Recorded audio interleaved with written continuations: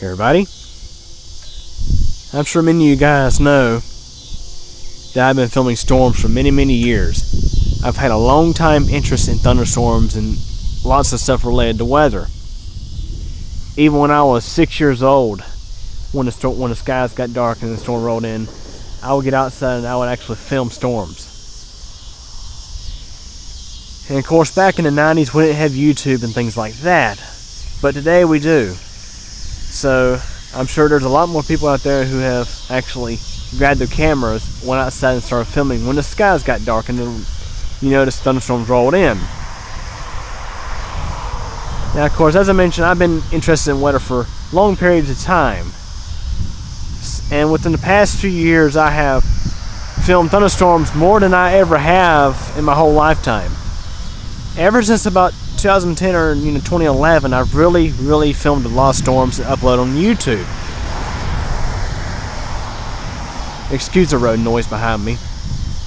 But today I'm going to be talking about a safety thing. This is because I have seen many videos on YouTube of people out on their porches and things like that filming storms. Now when I was a teenager and when I was a kid, there have been times where I have been out on the porch filming storms. But there's one thing about storms that you have to keep in mind. Although they're beautiful, the lightning is beautiful and all, can be very dangerous. I mean, you could get struck by lightning and, pretty much what happens there. Lightning can kill. It's very serious. So basically, I've had some people post comments on some of my videos saying, "Surprised you was outside during this mess filming a storm." This is on, actually the most recent comment I got was on the 2013 storm. Had a bad storm roll through the air with lots of lightning, and personal surprise, I was quote unquote outside filming it. Well guys, you probably see this contraption here. You may have seen, some of you guys may have seen it many times. This is what I call the WeatherCase. It is basically a heel styrofoam food container that I have designed to house my video camera to keep it dry during storms. So basically, when you guys see these videos of these bad storms rolling through, just note I'm not out here, with the tripod or holding the camera in my hand. I'm actually inside, probably sometimes filming with the camera indoors. But basically, I'm not outside in the storm itself. As I mentioned, I've seen so many people shoot videos, and I've seen quite a few where somebody nearly got struck by lightning or something bad happened and somebody nearly got hurt. And this is why I want to, share with you guys, bring more emphasis into the safety of my thunderstorm videos. So anyways, let me go ahead and go over exactly what I have here. And excuse the low light, it's getting dark outside. I do have a flashlight in case I need it. Last minute I decided to shoot this video. But basically we have a typical camera tripod here. And inside is one of my Kodak ZI6 cameras. This is the WeatherCase, as I mentioned. I designed this back in 2011. It has served 4 years of harsh use. Been through at least 2 or 3 hailstorms.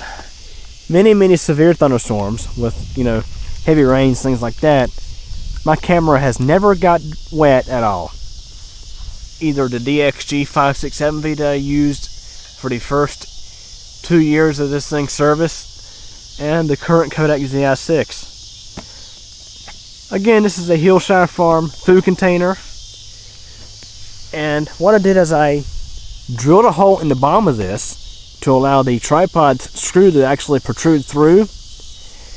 And on the bottom of the container, I cut a giant hole in it and hot glued in some plexiglass to give the camera a clear view. And of course, I can just close this up, like so. It keeps the camera dry. I can just shoot video, and actually, not have to stand out in the storm and shoot video, risk getting struck by lightning and things like that. I generally try to set this up before the storm rolls in. Sometimes I may get it hooked up at the last minute. But basically, it's a combination of things. We got the case, the camera, the tripod itself. Now, basically, the first few times I did this, wind would actually blow the tripod over, like so. And one time my 5.6 camera got damaged from that. So I figured, hey, I need to figure something out to keep this thing stable, even the winds get up to about 50, 60 miles an hour in some of the worst storms this thing has experienced. So I basically have a combination of tent stakes or screws if I need, giant screws, and I had these zip ties on the side of the tripod. Now this tripod's lower legs have gotten bent, so I had to push those in and the tripod lost some height. But I used to have holes drilled into the tripod to run these zip ties through, but now I just have them wrapped around like so. And basically, I take 3 tent stakes or giant screws and anchor this thing to the ground so it's stable. That way the wind does not blow it over. So anyways, for the first, I want to say a year or two of this thing's service, it did not have an external microphone. So the audio sounded very muffled. It didn't sound very good. So what I did initially was I installed a microphone right on the back of this thing. And that setup did work for quite some time, though I did have some issues with the microphone getting submerged with water. And once that happens, your audio sounds like crap. And recently I've had issues with the connection between the camera and the microphone itself. Now my Kodak ZI6 camera, both of my ZI6 cameras, I have modified. They have 3.5mm microphone jacks on the side, so that way you can plug in an external microphone and use it when necessary. That is pretty much the key of how this whole setup works. Now the most recent thing I have done here is I have actually installed a microphone mount on the tripod. As I mentioned, one of the biggest issues I had in the past was water getting in my mic, and once the water gets into the mic, your audio doesn't sound very good. You have to wait for the mic to dry out. But this setup here, the mic is actually covered inside of what's left of a solo cup. I have it trimmed to size so that way the audio isn't muffled very bad. This way, if the wind comes at us, blows the rain at an angle, it doesn't get to the mic, or if the rain's just coming down, it doesn't get the mic. And I'm still beta testing this. This is actually brand new. I haven't really shot many videos of this setup yet. But basically, this is how I have the audio set up. So basically, that is how the tripod is set up. Now the key thing to being able to film for long periods of time, basically setting this thing up before a storm rolls in and having it last through the entire thunderstorm or storms is 2 key things. You have to have good batteries and lots of memory to store the long video files. I generally run 16GB SD cards in these cameras, and the batteries generally, when they're in good condition, will give me a little over 2 hours of runtime, or maybe about an hour and a half if I'm running 60 frames per second footage. And a lot of times I only reserve 60 frames per second footage for very bad storms with lots of lightning. The 60 frames per second captures the lightning pretty well. But basically, this is my setup. It allows me to capture storms in a safe manner. I get to stay inside while the camera stays out in the yard and captures the good stuff. It's a combination of, capturing good quality shots of the storm and being safe at the same time. So this is why, I want to share this idea with anybody who's interested, because this is a whole lot safer than actually being out in a storm on your porch filming it.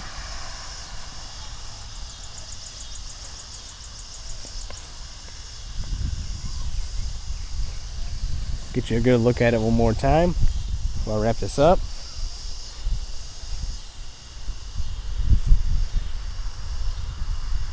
So anyways, guys, I'm sure many of you guys who watch my videos may be interested in filming thunderstorms, but please be safe when doing it. This is why I want to share my setup with you guys. I think I've done it a few times now, but Try to shoot another video again of its current setup. I mean, this is pretty serious when you think about it. I mean, lightning is beautiful, but at the same time, it's very dangerous. And before I completely wrap this up, I just want to put emphasis on how far lightning can strike away from the storm. There have been numerous instances where some of the storms that rolled this area had what's called positive strikes, or bolts from the blue that actually come out the side of the storm and not the base of the cloud. Generally, those strikes can go to around 10 to 15 miles tops from the actual storm cell. So anyways, basically, even if the storm is right on top of you, you still run the risk of getting struck by lightning.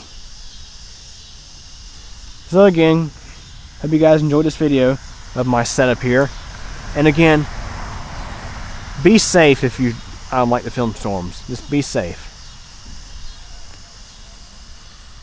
Anyways, if you have any questions or comments, feel free to ask. Thanks for watching.